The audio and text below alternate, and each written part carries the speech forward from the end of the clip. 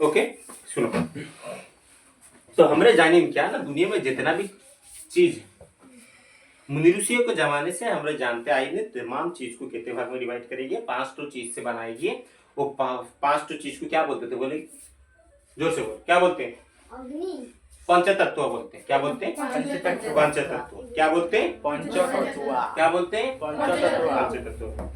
पंचतत्व 5 चीज को लेके बनी थी। कितने चीज को लेके बनी थी? 5 चीज को लेके बनी थी। सबसे पहला अग्नि, दूसरा आकाश, तीसरा वायु, चौथा जल, पांचवा मिट्टी। यानी यही 5 तो चीज को लेके बनी से बोल के पहले जमाने का आदमी ये स्टेटमेंट दी।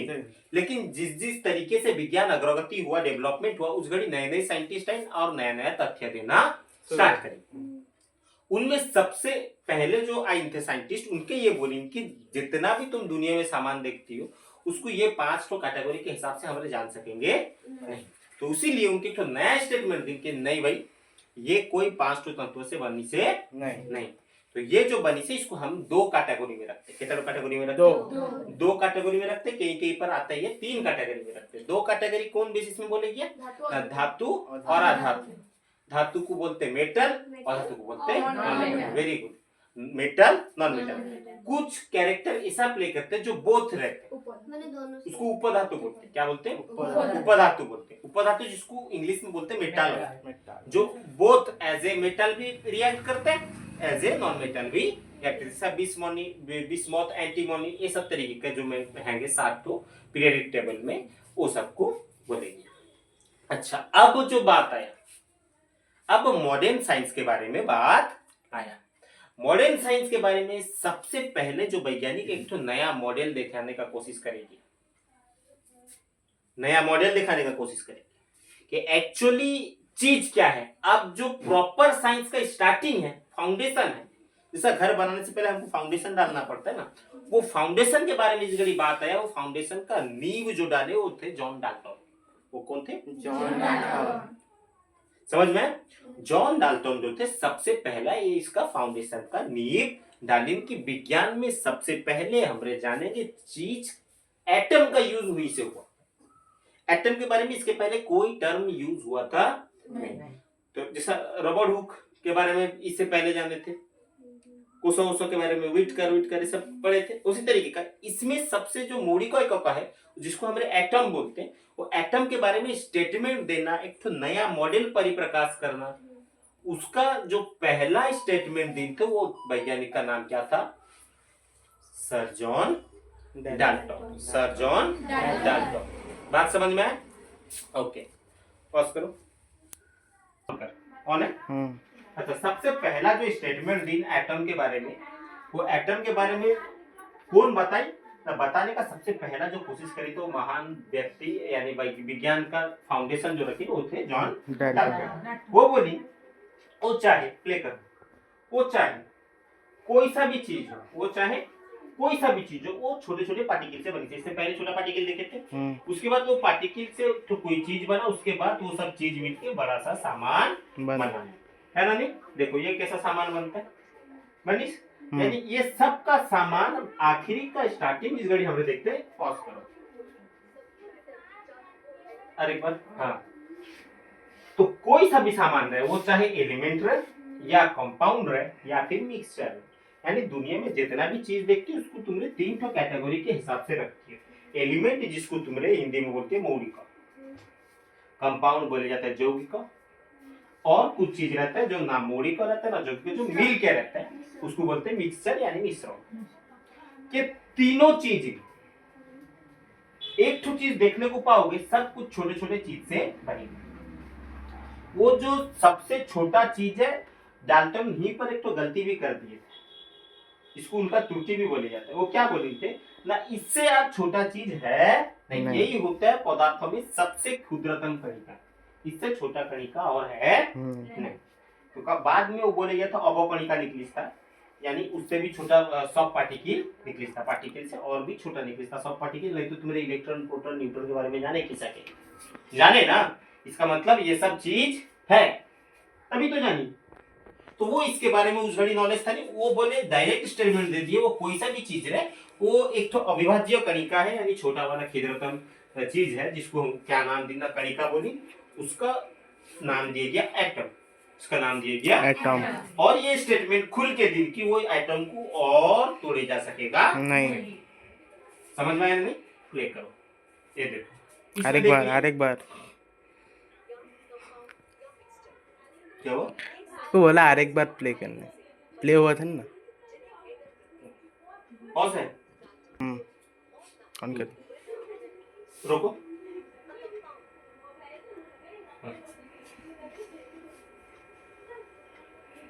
अरे जरा प्ले करो, अब पॉज कर, प्ले करो। कौन? बस हाँ, प्ले करो, इधर देखो, प्ले करो, प्ले पूरा प्ले में था क्या कंटिन्यूसली? अच्छा देखो, एलिमेंट रहे, कंपाउंड रहे या फिर मिक्सचर है, उसमें जो सबसे क्षुद्रतम कणिका है उसका नाम क्या दिया गया था? एटम दिया गया। तो उसी को यहाँ पर लिख भी दिया, according to Dalton atomic theory all matter whether an element compound और a mixture is composed of a smallest particle, यानी स्मॉल हो ही नहीं सकते। कौन बोला? डाल्टन। उसको क्या नाम दिया गया ना? एटम दिया गया।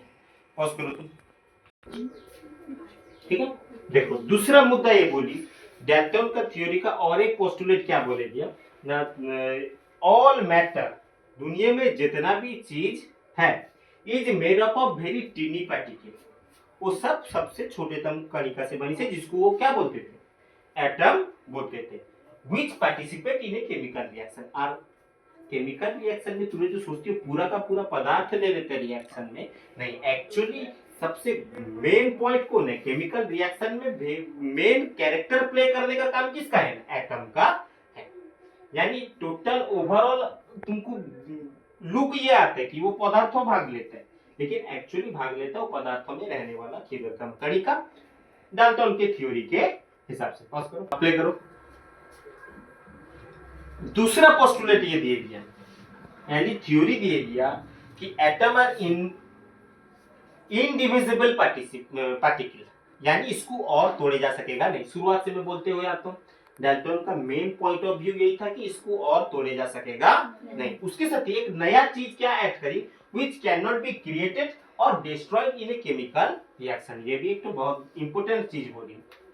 वो क्या था ना, कोई सा भी एटम को पूरे तरीके से डिस्ट्रॉय करे जा सकेगा नहीं, या फिर क्रिएट बनाया जा सकेगा नहीं। डिस्ट्रॉय मतलब तबाह। एटम को ना ही तबाह करे जा सकता कोई सा केमिकल रिएक्शन में, ना ही कोई सा केमिकल रिएक्शन में वो एटम को फिर से बनाया जा सकता है। ये तो थ्योरी दिए थे डाल्टन।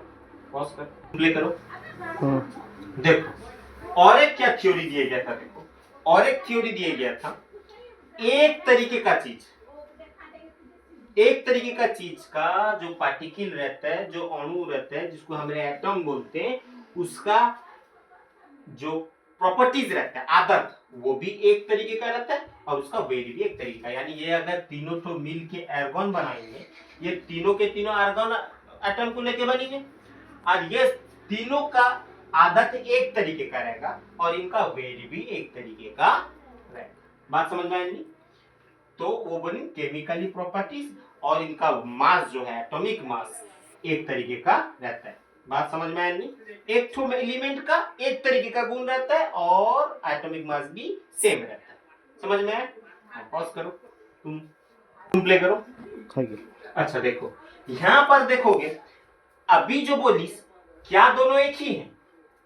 नहीं, कलर के हिसाब से देखो या फिर नाम के हिसाब से देखो, दोनों में तुमको समझ में आएगा। एक आर्गन है तो दूसरा क्या है? हीलियम है। यानी एक तो आर्गन में आर्गन का एटम है और हीलियम में हीलियम का एटम है, और दोनों पूरे तरीके से एक दूसरे से अलग है। कौन सा कैरेक्टर में? एक तो प्रॉपर्टीज के कैरेक्टर में, दूसरा एटॉमिक मास में। यानी एक आर्गन का जो एक तो एटम है उसके एटॉमिक मास जितना होगा, हीलियम का एटॉमिक मास उससे टोटल कंप्लीटली डिफरेंट होगा। सेम तरीके से खाली मास नहीं, केमिकल प्रॉपर्टीज भी। केमिकल प्रॉपर्टीज मतलब रासायनिक और धर्म जिसको बोलते हैं, रासायनिक उसका जो प्रॉपर्टीज रहता है, इसका आदत और उसका अदर बिहेवियर जिसको बोलते हैं, केमिकल बिहेवियर, रासायनिक बिहेवियर, ये दोनों का अपना अपना अलग अलग रहता है। तुम प्ले करो। डाल्टन और एक तो सबसे इंपॉर्टेंट चीज बोले जो बाद में बहुत काम में आया, वो क्या था? The atom combine in a ratio of small whole number. कोई सा भी केमिकल रिएक्शन देखोगे, जैसा कि कंपाउंड देखो, खास करके मैग्नीशियम क्लोराइड होता है MgCl2, यानी Mg1 होने गड़ी, Cl कितना है 2 है, 1:2। सेम H2O में H कितना ठो है, 2 ठो होने गड़ी, O कितना ठो है, एक ठो। इसीलिए यहाँ पर लिखेंगे 2:1 लिखेंगे। जैसा कि एल्यूमिनियम ऑक्साइड ओसी देखोगे तो Al2O3 होगा, वहां पर एल्यूमिनियम 2 रहने गड़ी, ऑक्सीजन कितना है 3, यानी वहां पर हो जाएगा 2:3। और यहाँ पर सबसे बड़ा पॉइंट क्या बोलेंगे ना, atom combine in a ratio of a small whole number. ये एक छोटे सा होल नंबर के रेशियो में रहते हैं। रेशियो मतलब अनुपात में, जितना तरीके से जहां से तुमने पानी लाओ, अगर वो पानी है उसको H2O ही बोले जाएगा। और वो H2O में केमिकली अगर देखा जाए, हाइड्रोजन रहेगा और ऑक्सीजन रहेगा। सिर्फ इतनी नहीं, तुम जहां से पानी लाओ दुनिया के कोने से, वहां पर हाइड्रोजन का अनुपात तो अक्सर 2 ही होगा और ऑक्सीजन का अनुपात तो कितना होगा ना, 1 ही होगा। और ये फिक्स है, सबका अपना अपना अलग अलग कंपाउंड का अपना अलग अलग रेशियो है। और ये कोई पॉइंट वाला आएगा नहीं, जैसा कहते हैं ना 2.5, 3.5, 4.56, ऐसा तरीके का आएगा, ये हर घड़ी होल नंबर ही आएगा। अब तक का तुमने कभी सुनियो Al 2.5, O 3.4, या फिर ऐसा सुने H होता है 2.6, O होता है 5.1, ऐसा कभी सुनोगे नहीं। ये कभी डेसिमल नंबर में, फ्रैक्शन नंबर में, ऐसे में आता ही तो ये हर वक्त होल नंबर में ही आता है। वेरी गुड, पॉज करो। हाँ ठीक, थैंक यू।